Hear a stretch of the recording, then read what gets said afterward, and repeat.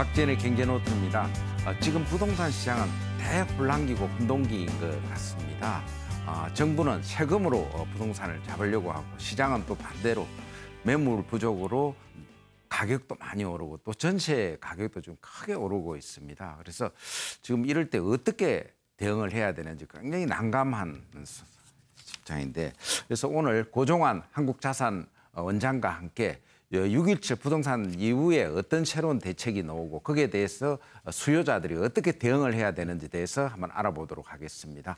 안녕하세요. 네, 안녕하십니까. 네, 굉장히 지금 뭐 시장이 아니 부동산이 아니야 정쟁터 같다는 그런 이야기를 많이 하는데, 정부는 투기와의 전쟁이고 또 30, 40대는 내 집 마련과의 전쟁이고. 그래서 뭐 내일 또 뭐 대책이 나온다는 이야기도 있던데 주로 뭐 세금 위주의 또 대책이라는 또 있고 그러던데 그렇게 뭐 될 것 같아요. 예. 지금 뭐 언론에서 흘러나오는 당정 간의 이런 내용들을 보면 뭐 이번에도 여전히 과거에 21번째 대책과 마찬가지. 물론 21번째 대책에는 공급 대책도 한 두세 건이 있었죠. 마찬가지로 역시 그 세금과 또 대출 규제, 이번엔 대출 규제보다는 세금 인상 중과에 그 무게가 있는 것처럼 보이고요. 우선 대통령께서는 이 앞전에 두 가지 지시를 하셨죠. 특단의 지시를 통해서 신혼부부라든지 생애 첫 주택 구입자에 대한 이런 공급 대책을 좀 마련했으면 좋겠다. 두 번째는 소위 말하면 투기성 다주택자에 대한 이런 좀 더 강력한 이런 대책을 좀 세워라. 이 두 가지였는데 지금 어쨌든 나와봐야 알겠습니다만 세금, 그러니까 세금은 세 가지 종류가 있잖아요. 취득세, 그다음에 우리가 보유세에 보면 종부세, 그리고 팔았을 때 내는 이제 양도세. 이 세 가지에 좀 세제를 좀 강화하는 쪽으로 그런 대책이 나올 것으로 현재는 예상이 됩니다. 그 특히 뭐 공급 쪽에는 뭐 좀 어떤 내용이 좀 잡히는 내용들이 좀 있습니까? 그렇죠. 이제 그 특단의 지시 내용에 보면 어쨌든 공급 대책을 좀 찾아보라. 좀 뭐 그게 쉽지 않죠. 뾰족하지는 않죠. 지금 상황에서. 그런데 이제 지금까지 나온 공급 대책은 두 가지였잖아요. 하나는 서울 지역의 주로 유휴지라든지 또 재개발지, 공공 재개발이라고 해서 그다음에 용산에, 상업, 용산에 좀 정비창 우리도 다뤘었죠. 그리고 이제 뭐 상업지 같은 것들을 일부 주거지로 이렇게 전환하는 거, 이런 것들이 좀 나왔어요. 이 두 가지가 큰 내용이었는데 이거 외에 이제 한 세 가지가 쭉 얘기 나왔었죠. 전문가들도 그렇고 저도 우리 박지현의 경제노트에서 얘기했던 게 첫 번째는 좀 재정비, 그러니까 재건축을 포함한 재정비 사업을 좀 활성화한다기보다는 정상화란 말이 맞을 것 같아요. 이 용적률이나 층고를 좀 높여주고 좀 기부 체납, 저 같은 경우는 한 30% 공공기여금이나 기부 체납을 통해서 이 공공 임대 아파트라든지 분양 아파트를 좀 짓는 게 어떤가 이 얘기했었고, 두 번째는 그린벨트예요. 그러니까 서울 주변에 그린벨트가 또 꽤 있잖아요. 물론 뭐 이명박 박근혜 정부 때 보금자리 행복주택이 대부분 소진을 했어요. 그러나 좀 쓸 수 있는 가용 자원도 좀 있거든요. 이것들 수서나 이제 강서 공항 부근에 있는데 이런 것들을 조금 더 개발을 해서 하면은 좀 단기간 내에 공급 효과가 있겠다. 또 하나는 이제 4기 신도시냐 아니면 GTX가 이제 ABC 노선이 많잖아요. 이렇게 되면 그동안 교통사고 주로 경기도가 됩니다. 경기 또 남부 지역에서 서울을 통과해서 대부분 북부로 가는 거거든요. 또는 인천에서 이렇게 돼 있잖아요. 근데 이런 쪽에 새로운 역세권에 크고 작은 이제 미니 신도시라고 그럴까? 이게 크고 작은 택지 개발을 좀 통해서 30만 평 규모, 뭐 100만 평 이내 이런 걸 통해서 좀 공급을 하는 방안, 제가 상당히 많이 좀 제안을 했고요. 솔직히 말하면 매일경제나 조선일보나 제가 제안을 좀 많이 했던 게 이 부분인데 이런 것들이 좀 일부 나오지 않을까. 저는 개인적으로 나왔으면 하고 기대를 하고, 그러나 이런 확실한 얘기가 아직 없어서 나올 것이다 이렇게 예측은 좀 어려워 보입니다. 그런데 이 대책이 너무 좀 집값을 안정시킬 수 있는 효과는 있을 거라고 봅니까? 네, 그러니까 지금 두 가지예요. 하나는 어떤 대책이 나오느냐에 따라서 앞으로 시장이 좀 안정될까, 집값이 잡힐까, 또 전셋값도 조금 안정세를 찾을까 이런 얘기 해볼 수 있는데 결론은 두 가지입니다. 하나는 지금까지 이제 대출 규제를 강화하고 이제 세금을 이렇게 인상했던 이게 이제 목적 자체가 수요 억제, 특히 투기 수요를 차단하기 위한 거였잖아요. 차단 효과가 있어요, 사실은. 왜냐하면 아무래도 세금을 높이고 수익률이 좋아되는데 누가 집을 사고자 할 것 같아요. 또 보유세를 늘리면 아뜨거라 하고 또 처분할 거다. 그러니까 수요가 감소하게 되면 공급이 늘지 않아도 이제 안정 효과는 있잖아요, 가격에. 그걸 기대한 게 정부의 의도인데 실제는 어땠나요? 일시적으로는 하락하고 진정되는 듯 하다가 2, 3개월 후가 되면 다시 오르는 현상이 되풀이됐잖아요. 그리고 두 번째는 이 수요자들이 이제 소위 말하면 관망이라고도 하고 버티기를 한 거잖아요. 지금 고위공직자도 버티기가 문제가 된 것인데 똑같이 한 거예요. 그러니까 말하자면 보유했을 때 종부세도 늘어나고 양도소득세 중과가 4에서 6에서 42%인데 중과세율 20%니까 62%를 세금으로 내니까 그러니까 결과적으로 이게 소위 진퇴양난에 놓이면서 버티기를 선택한 거예요. 대부분이. 고위공직자와 똑같아요, 형태가. 그렇게 되다 보니까 매물이 안 나와요. 매물이 안 나오니까 어떻게 될까요? 집값이 올라요. 그리고 전세값도 올라요. 매물 부족에다가 또 이 사람들이 또 거주 조건을 막 부여하고 또 신규 분양으로 또 몰리면서 집을 안 사고 전세로 눌러앉다 보니까 그러니까 두 가지 난이 동시에 최악의 상황이에요. 전세 가격이 오르면 집값이 내리기 어렵거든요. 따라 오르고. 근데 지금은 문제가 올해부터는 작년까지는 매매 가격이 문제였는데 저는 개인적으로는 올해하고 내년은 지금 하반기부터는 전세 대란이 우려된다는 점에서 집값도 내리기 어렵고 여기다가 정부 대책이 또 매물이 흘러나오게 해야 돼요. 매물은 두 가지예요. 하나는 아까 제가 뭐 이 사기 신도시가 됐던 재정비 사업이 됐던 신규 공급 물량이 증가해야 되고 이거는 미래에 들어갈 집이죠. 그리고 두 번째는 현재 다주택자가 가지고 있는 매물이 시장에 기존 시장에 흘러나와야 돼요. 이 두 가지가 되어야 어쨌든 유통이 정상화되고 전세값과 집값을 잡는 데 도움이 될 텐데 그걸 기대할 수 규제 위주의 정책이 나온다면 그렇게 기대할 수 없다는 점에서 좀 답답하고 미리 실망하기는 이르지만 그렇다면 실망스러울 수밖에 없을 것 같아요.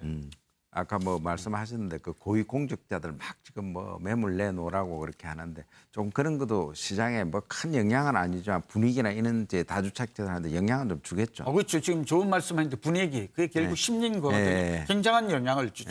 사실은 제가 지금 이 고위공직자들 뭐 장관, 국회의원 하게 되면 또 청와대 이제 뭐 수석 비서관 2급 이상 2급 이상이니까 이제 비서관 이상이 되겠죠. 이런 사람들의 이건 고도의 윤리의식과 또 지금 윤리뿐만 아니라 우리 사람들에게 주는 그런 솔선수범 효과가 있잖아요. 이 사람들이 지금 대부분 집을 안 팔고 있어서 문제되는 거잖아요. 이게 심리적으로 굉장히 영향을 줍니다. 우리가 이제 연예인이나 사회 지도층 인사들이 뭐 예를 하나 들면 연예인이 어느 용산 지역에 또 어느 지역에 집을 샀다, 뭐 빌딩을 샀다 그러면 거기 전화통에 불이 난다는 게 현장의 공인중개사의 얘기인 거거든요. 그런데 이게 이제 선한 영향을 주어야 되는데 이렇게 안 팔고 있으니까 이게 버티는데 하나의 힘이 되고 근거가 된 건 맞아. 이것 때문에 그랬다고 말하기는 어려워요. 그러나 이제 이번에 팔기 시작하면 저는 좀 그래도 이 일부는 이 사람들 따라서 매물을 좀 내놓을 가능성도 있다는 점에서 고위공직자들의 지금 서둘러서 매물을 내놓는 이런 행동들은 좀 필요하다고 봅니다. 그런데 그 다 사유재산인데 그것까지 이렇게 뭐 팔아고 계속 할 수 있는 건지 그건 잘 모르겠습니다. 그런데 우리는 이제 지금 정부의 국정 철학이 부동산에 대한 정책의 방향이 1주택자이고 거주도 2년 이상 해야 돼요. 이걸 또 3년으로 늘리겠다라는 건데요. 이거 외에는 다 2주택 이상은 투기 수요로 보니까 뭐 우리가 뽑은 대통령이고 지금 국정 철학이 그런 거라서 저도 그렇게 말씀드릴 수밖에 없어요. 그다음 또 중요한 게 임대주택 사업자에 대해서 그동안 좀 풀어줬다가 지금 다시 추가 규제를 하는 쪽, 째이는 쪽으로 방향이 지금 바뀌는 것 같은데 그게 굉장히 또 영향을 주지 않을까 싶은데. 그렇죠. 지금 임대주택 사업자 그러니까 임사라고 해요. 이게 지금 뜨거운 감자예요. 이 두 가지 양면성이 있거든요. 첫째는 이번에 대책에도 이 임사업자에 대한 요 앞전에 세제라든지 금융상의 혜택을 많이 줄여버렸어요. 거의요. 그리고 이제 기득권이라고 그래서 기존에 있었던 부분을 많이 줄일 수는 없는 건데 예를 들면 이번에도 사실은 종부세가 이 다주택자와 이 지금 합산 배제를 일부 했습니다만 이 임대주택 사업자들이 지금 취득세 감면을 받고 있는데 이것도 많이 줄이고 종부세도 늘리고 이 사람들이 이제 팔았을 때 양도소득세도 중과한다. 네. 이게 아마 포함될 가능성이 높아요. 네. 거의 당정 간의 협의 결과를 보면 네. 이 두 가지가 있어요. 하나는 양면성이 있고 이 사람들이 사실은 이제 이 앞전에 김현미 국토부 장관이 3년 전에는 장려를 했거든요. 네. 그때는 또 이유가 있어요. 두 가지. 하나는 공공임대가 충분치 않으니까 민간 임대 쪽에서라도 물량을 늘려서 임대 시장을 안정하자. 이 긍정적 측면이 있어요. 저도 네. 주장을 했었고요. 그러나 최근에 와서는 이게 부작용을 낳아요. 뭐냐면 투기에 악용되는 것도 저는 네. 있다고 봐요. 이게 네. 인원이 53만 명에 160만 채나 돼요. 네. 이게 어마어마한 게 지금 다주택자이고 여기에 지금 임대주택이라는 이런 그 어떤 혜택 속에 가려져 네, 있는데 네. 저는 이렇게 했으면 좋겠어요. 그 기존에 있었던 이런 그 부분은 이제 이 8년이잖아요. 네, 이건 예. 좀 인정해 줬으면 좋겠고 두 번째는 오히려 이 사람들에게 세금을 좀 늘리는 것보다는 보유세는 좀 늘리더라도 양도소득세는 좀 감면을 주어서 사실은 올해 6월 30일까지 우리 양도세 감면했기 때문에 네. 꽤 물량이 나왔어요. 네, 예. 얼마가 나왔는지는 아직 집계가 안 돼요. 네. 나왔고 이게 지금 거래됐고 이게 지금 서울 같은 경우에는 10,000 채 이상의 거래량을 지금 굉장히 증가했거든요. 네. 그러니까 물건이 나왔으니까 거래가 되지 네. 않겠어요. 네. 사고 파는 사람이 네. 있으니까. 네. 그러니까 저의 얘기는 올해 연말까지라도 이 160만 채 뭐 많은 부분이 사실은 이제 뭐 단독 다가구 뭐 다세대 이런 것들이라고 합니다만 이 사람들에게 오히려 양도소득세를 이제 좀 감면을 해 주어서 네. 시장에 내년 봄까지 정도라도 한시적으로 유예 조치를 통해서 매물이 좀 흘러나오게 하는 게 사실은 30, 40대가 집을 살 수도 네. 있고